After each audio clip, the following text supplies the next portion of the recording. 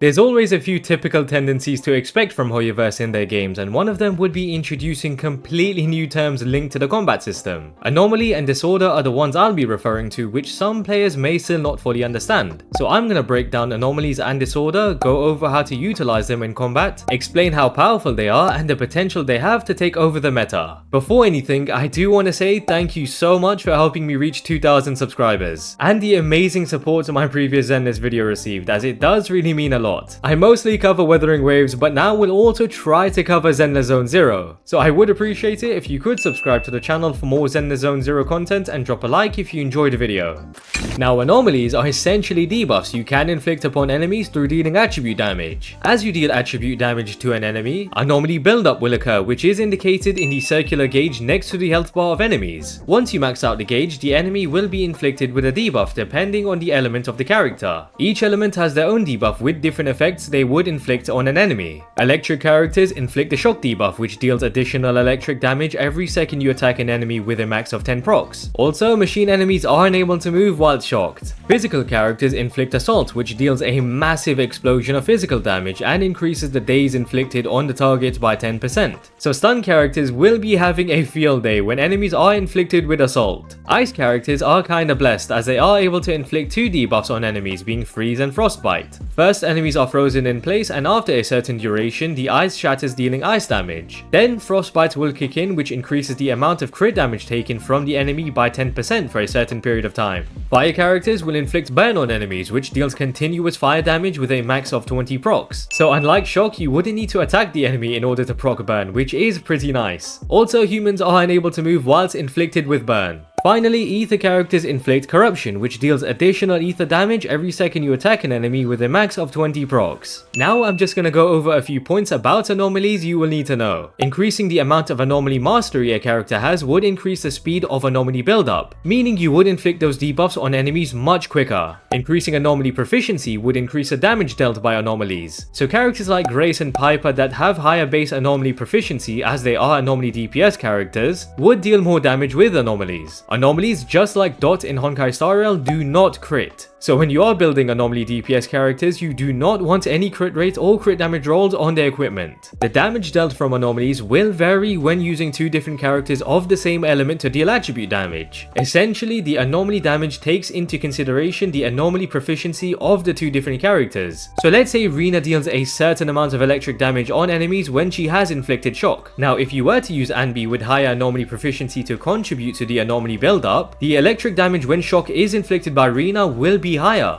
So it kinda tries to meet in the middle by considering the anomaly proficiency of each character and how much each character contributed in the anomaly build-up. Now, disorder is the next step up from anomalies, and it's simply when you inflict an enemy with two different anomaly debuffs. When an enemy has been inflicted with any debuff, there will be an aura around them depending on the debuff that has been inflicted. Such as when you apply shock to the enemy, they will have electricity flowing through them, which basically acts like a visual indicator, and from the moment you see it, you will have a 10-second window to inflict the second anomaly debuff in order to trigger disorder. As disorder is triggered, you will deal a chunk of damage to enemies depending on the initial anomaly inflicted. If enemies are inflicted with either shock, burn or corruption specifically, triggering disorder will deal damage based on the amount of procs left from the debuff. Going into more detail, if an enemy has been inflicted with shock from Anby, we know that shock deals additional electric damage with a max of 10 procs. Then Nicole switches in to deal damage and inflicts corruption, but in the process, 2 procs of electric damage were dealt to the enemy. So the remaining 8 procs of electric damage will be dealt as disorder damage as disorder is triggered. So you would want to inflict the second anomaly debuff as soon as in order to deal the most damage from disorder. Now, it's a bit different when it comes to assault and shatter, since they deal an explosion of damage in comparison to damage over time like shock, burn and corruption.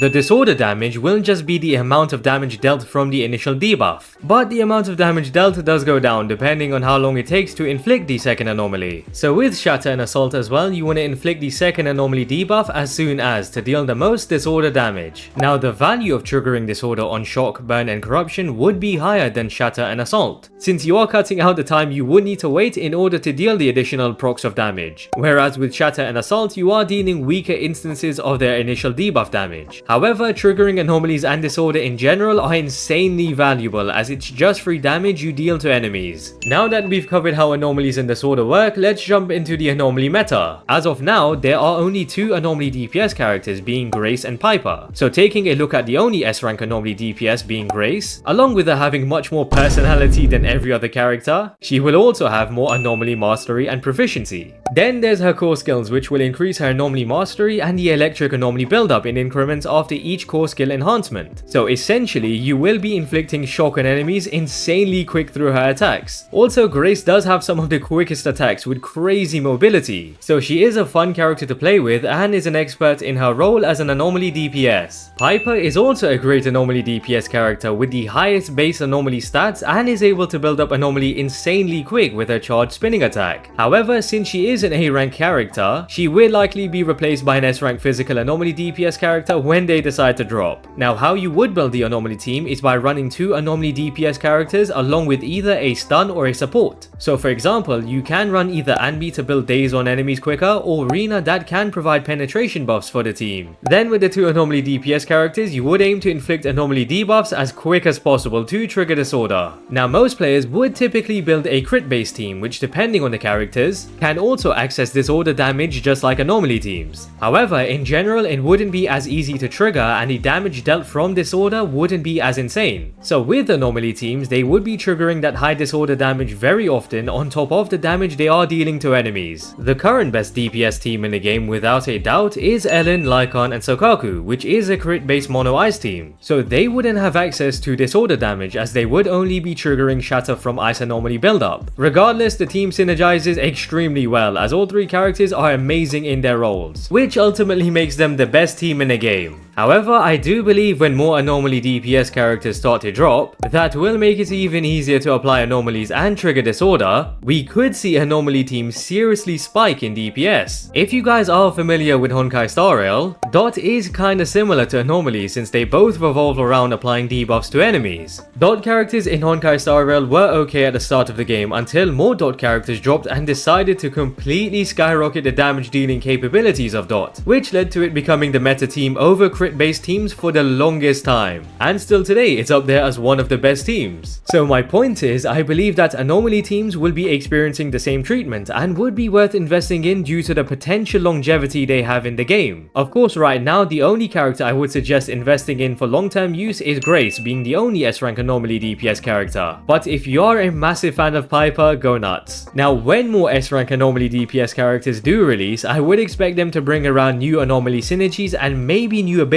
for the Anomaly team. So there is a ton of possibilities. Jane Doe is going to be an S-rank Anomaly DPS character releasing in 1.1. So depending on her kit, she would definitely have potential to spark the Anomaly meta. Now lastly, Anomaly DPS characters are really flexible in team building since you don't have to run Anomaly DPS characters together. As an example, you can run Grace in a shock team along with Anton and Anby. Grace would still be inflicting shock insanely quick, Anton deals more damage to shocked enemies, and Anby will be inflicting tons of daze. So as great as Anomaly DPS characters are together, they would still work very well outside of Anomaly teams. Overall, Anomaly DPS characters just have a ton of value, and since we are required to have 2 teams built for endgame content, it means you can have one crit based team and an Anomaly team. So I would recommend investing in Grace if you have her, and once Anomaly characters start dropping, possibly consider picking them up, since they deal lots of free damage, provide flexibility in team building, and would just hold a ton of value for your account. And with that, I hope you guys enjoyed the video. Would really appreciate it if you could subscribe to the channel for more ZenlessZoneZero content, and if you enjoyed the video, drop a like. Also, comment down below your thoughts on the Anomaly mechanic and just Anomaly DPS characters in general. And yeah, hope to catch you guys later.